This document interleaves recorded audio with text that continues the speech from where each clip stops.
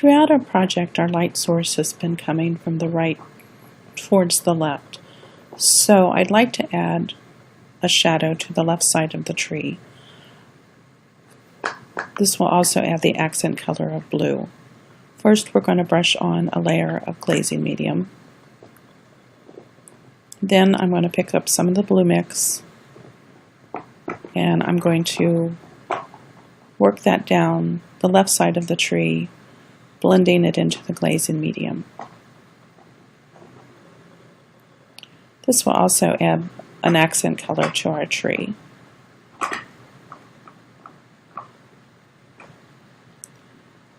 I think I'd like to see that shadow a little darker, so I'm going to pick up some more blue mix and brush back over what I just added to create just a stronger blue shadow.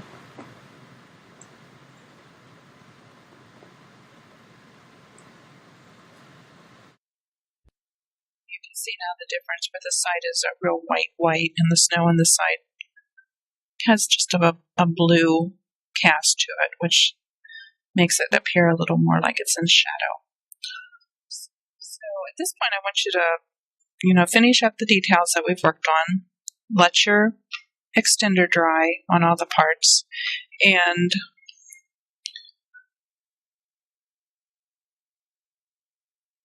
you can, speed up the drying time of the extender by using a hairdryer if you want to.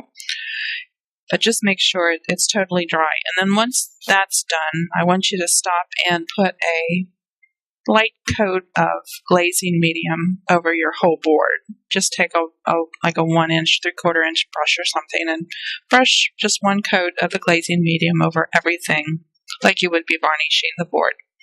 That'll protect all the painting we've done so far, because the next thing we're going to be doing is dry brushing some highlights on it, and we're going to be stenciling snowflakes on the background in a kind of a soft washy technique. So, the glazing medium will be a kind of a protection, so if you get a snowflake or something down that you don't like, you'll be able to take some, like a damp paper towel, and wipe it off without disturbing the rest of your painting, because you'll have that protective coat of the glazing medium down.